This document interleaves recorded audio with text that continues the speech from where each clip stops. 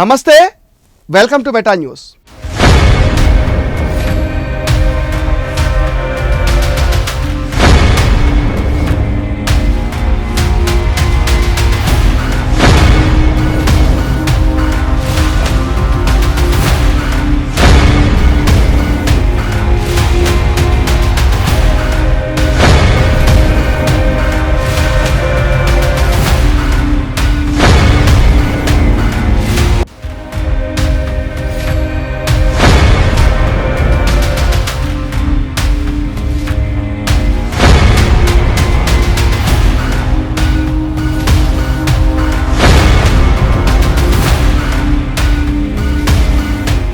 నర్సాపురం మాజీ MP, AP deputy speaker Raghuramakrishnaraju custodial torture కేసులో ట్విస్టుల మీద ట్విస్టులు అయితే చోటు చేసుకుంటున్నాయి.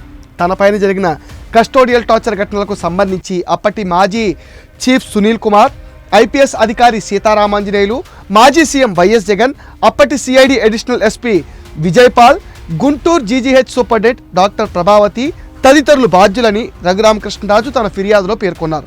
ఈ కేసులో దోషులకు శిక్ష పడాల్సిందే అని రఘురామ అలుపెరగని పోరాటం చేస్తున్నారు. ఏఫైగా ఉన్న డాక్టర్ ప్రభావతిని ప్రకాశం జిల్లా ఎస్పీ దామోదర్ విచారించారు. రఘురామ పైన పోలీస్ కస్టడీలో హత్యాయత్నం చేశారంటూ నమోదైన కేసు పైన ఆయన విచారణ చేపట్టారు. నివేదిక తారుమారు చేయడానికి గల కారణాలు ఏమిటని ఆమెను ప్రశ్నించారు. గాయాలతో ఆసుపత్రికి వచ్చిన రఘురామకు చికిత్స చేశారా అని అడిగారు. గాయాలు లేవని ఎలా నిర్ధారించారు, ఎందుకు నిర్ధారించారని ప్రభావతి పైన ప్రశ్నల వర్షం కూడా కురిపించారు. అప్పట్లో పోలీస్ దాడిలో గాయపడ్డ రఘురామకృష్ణరాజును గుంటూరు ప్రభుత్వ ఆసుపత్రికి తరలించారు. అప్పటి ఆసుపత్రి పర్యవేక్షకురాలిగా ఉన్న డాక్టర్ ప్రభావతి ఎలాంటి గాయాలు లేవని నివేదికలు కూడా ఇచ్చారు. దీంతో ప్రభావతి పైన పోలీసులు కేసు కూడా నమోదు చేశారు. విచారణకు ప్రయత్నించగా ఆమె గత కొన్నాళ్లుగా తప్పించుకు తిరుగుతున్నారు. సుప్రీంకోర్టుకు వెళ్లి అరెస్టు విషయంలో కొంత వెసులుబాటు తెచ్చుకున్నా పోలీస్ విచారణకు సహకరించాలని ప్రభావతికి సుప్రీంకోర్టు సూచించడంతో తప్పనిసరి పరిస్థితుల్లో విచారణకు హాజరయ్యారు. రఘురామ హత్య వెనుక ఉన్న కుట్ర గురించి మరిన్ని విషయాలు రాబట్టేందుకు పోలీసులు ప్రయత్నించినా అంతగా ఆశాజనకమైన జవాబులైతే ఇవ్వలేదని తెలుస్తోంది. ప్రభావతి సరైన సమాధానాలు చెప్పకపోతే మరోసారి ఆమెను విచారించే అవకాశం కూడా ఉంది.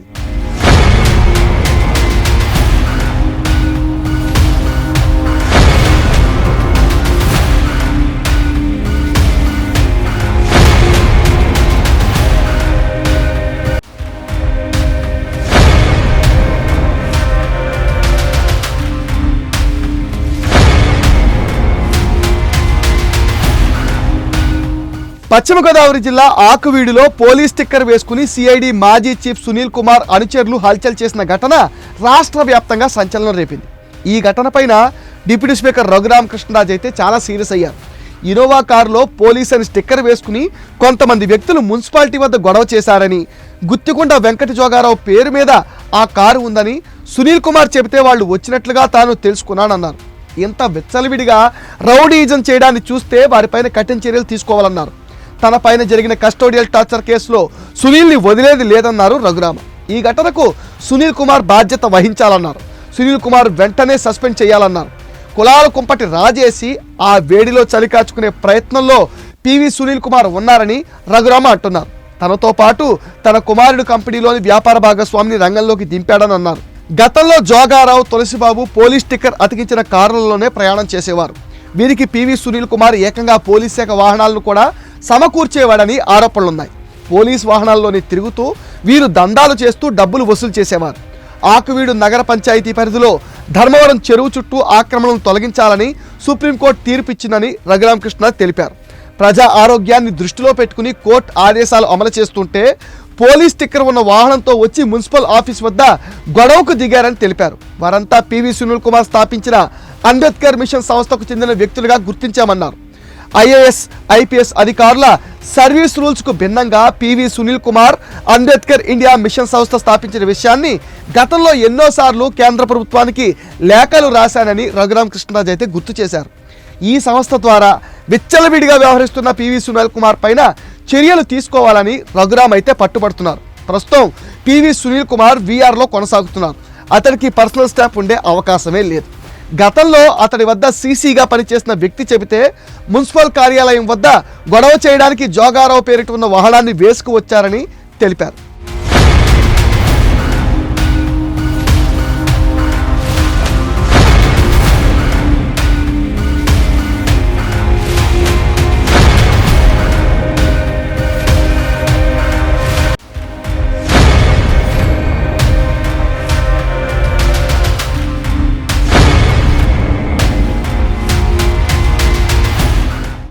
విచ్చలవిడిగా నోటుకొచ్చినట్టు మాట్లాడుతున్న అధికారిపైన చర్యలు తీసుకోలేని అచేతన స్థితిలో రాష్ట్ర ప్రభుత్వం ఉండదని తాను అనుకోవటం లేదని రఘురామకృష్ణరాజు తెలిపారు. ప్రభుత్వ కార్యాలయంపై దాడిని ఆషామాషిగా తీసుకోకూడదన్నారు. అంబేద్కర్ మిషన్ ఇండియా సంస్థతో తనకు సంబంధం లేదని పివి సునీల్ కుమార్ చెప్పగలడా అంటూ రఘురామకృష్ణరాజు ప్రశ్నించారు. తెలంగాణలోని ఐపీఎస్ అధికారి రాజకీయాల్లోకి వచ్చి 2 ఏళ్లలో 3 ఎన్నికల్లో ఓటమి పాలైన వ్యక్తి పివి సునీల్ కుమార్కు తరచూ మద్దతిస్తూ ఉంటాడన్నారు. పివి సునీల్ కుమార్ చేత రాజద్రోహం కేసులో A1గా ఉన్న బాధితుడిగా మాత్రమే తాను న్యాయ పోరాటం కోరుతున్నానన్నారు. పివి సునీల్ కుమార్ను వెంటనే అరెస్ట్ చేయాలని కోరారు. అప్పటి సిఐడి చీఫ్ సునీల్ కుమార్కు సన్నిహితుడైన తులసిబాబును కూడా పోలీసులు విచారిస్తున్నారు. రఘురామ పైన హత్యాయత్నం చేసిన వారిలో తులసిబాబుని గుర్తించారు. సిఐడి మాజీ ఏఎస్పీ విజయపాల్ని విచారించి మరిన్ని వివరాలు తెలుసుకుంటున్నారు. అంతేకాదు ముందు నుంచి సీతారామాంజనేయులు అప్పటి కలెక్టర్ వివేక్ యాదవ్ని కూడా ప్రశ్నించాలంటున్నారు. తనకేమీ జరగకుండానే డాక్టర్లను అందుబాటులో ఉండాలని వివేక్ యాదవ్ ఎలా సూచిస్తారని తనను అంతం చేయాలని కుట్ర జరిగిందంటున్నారు. కస్టోడియల్ టార్చర్ కేసులో పివి సునీల్ కుమార్ అంతా దగ్గరుండి అతనే చేశాడన్నారు. రఘురామ కస్టోడియల్ టార్చర్ కేసులో సునీల్ కుమార్ కీలకంగా ఉండడంతో అలర్ట్ అయిన పోలీసులు కారుతో పాటు వచ్చి హడావుడి చేసిన 3 వ్యక్తులను అదుపులోకి తీసుకుని విచారిస్తున్నారు.